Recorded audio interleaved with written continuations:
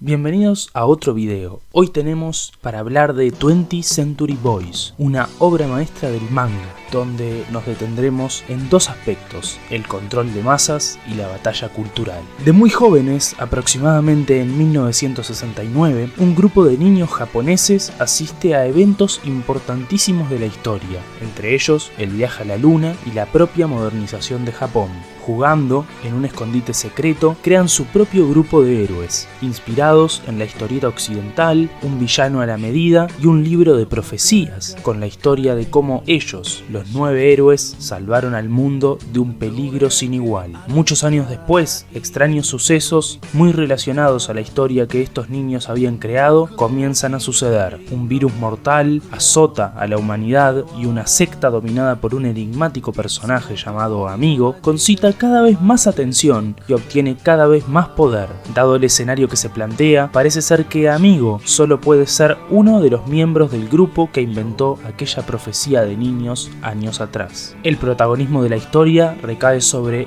Kenji Endo, un empleado de una tienda y músico frustrado que cuida a la hija de su hermana desaparecida y es, a la vez, un antiguo miembro de aquel grupo de amigos.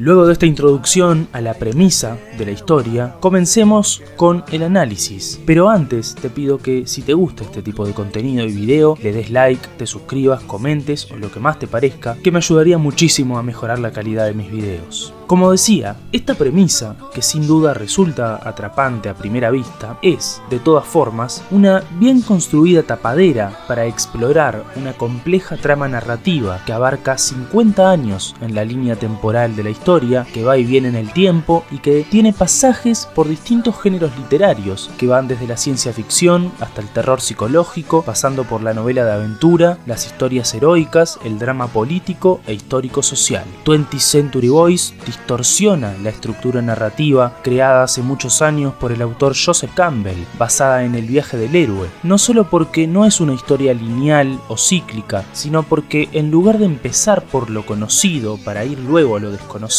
empezamos por un universo que se distorsiona, donde se desfigura todo aquello que parecía conocido, y el camino de los protagonistas es no solo un camino por derrotar a un villano y alcanzar una verdad, sino por volver a ser de ellos mismos y del mundo un lugar conocido y habitable. Hay, sí, como en todos los viajes del héroe, una muerte y una resurrección que hacen que madure el protagonista y lo preparan para esa estocada final contra el villano. Pero esto no le ocurre solo al protagonista, sino que las revelaciones y los misterios son constantes y las muertes y las resurrecciones también, porque ante todo, 20th Century Boys es una historia que explora el concepto del poder y el malestar de la cultura contemporánea, con las posibles consecuencias que puede tener en el futuro una sociedad que no es capaz de solucionar ni siquiera sus problemas más básicos para vivir en paz. Todo esto se ejemplifica muy bien con el tratamiento que le da el manga a la depresión de los personajes y a los problemas de autoestima, sobre todo los problemas de autoestima de aquellos villanos que son utilizados por Amigo.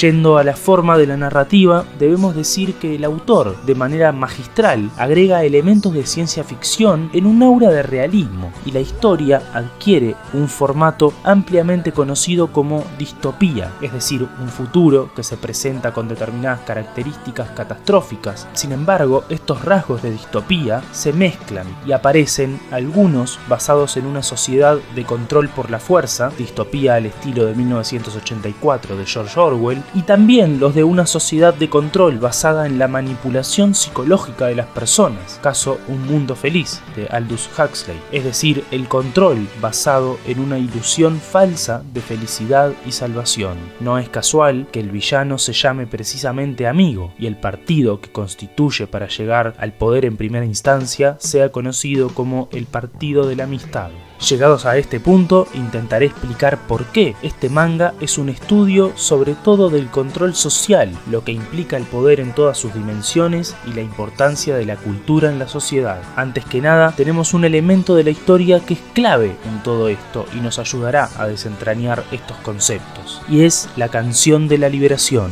la canción que compone Kenji, el protagonista, y con la que realiza en más de una oportunidad un quiebre en la historia, cuando la cosa parece acabar emancipada. Esta canción es la propia cultura encarnada, o mejor dicho, la contracultura frente a la tiranía de Amigo. Pero no es directamente una canción de protesta a la manera tradicional, sino que es una canción con la potencia de volver a hacer reconocible, rehabitable el mundo y el lugar donde vivían los personajes. Es una canción que propone la esperanza y esconde tras de sí toda una historia de resistencia mucho más explícita, que es la resistencia con violencia al sistema que domina y persigue a los personajes. En otras palabras, la canción de Kenji es una representación de la disputa por el poder que se presenta en el escenario del manga. Y esta disputa del poder, disputa del relato histórico que Amigo construye y con el que termina de justificar todo el control que ejerce. No es la intención del video llegar a la conclusión de que Amigo es un paralelismo con Hitler o Mussolini o cualquier otro dictador, pues en realidad la propia historia nos deja claro que no hay un solo Amigo, sino que esa máscara que este porta es tan solo una representación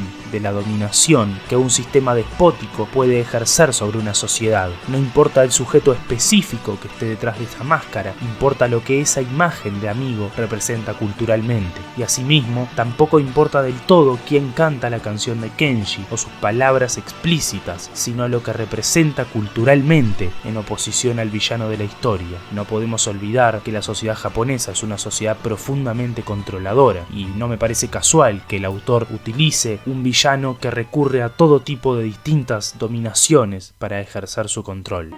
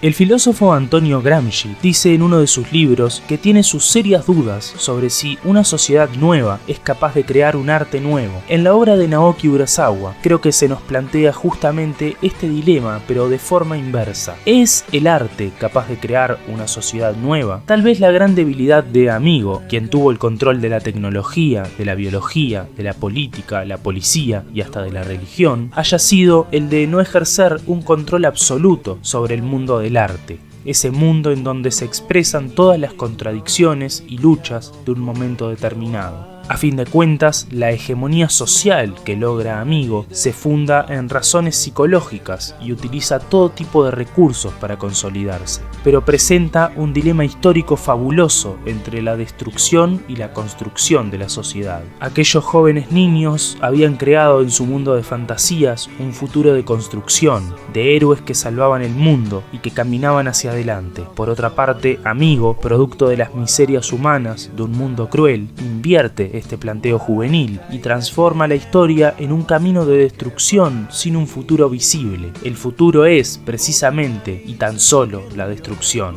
En este tablero de ajedrez, los que pelean por un futuro, tarde o temprano, podríamos pensar que tienen más chances de sobrevivir. Finalmente, decir que consideramos este manga una obra maestra y la recomendamos profundamente. Si querés o te interesa que analice esta historia tomo por tomo o personaje por personaje, podés hacérmelo saber en comentarios y hasta la próxima, Nakamas.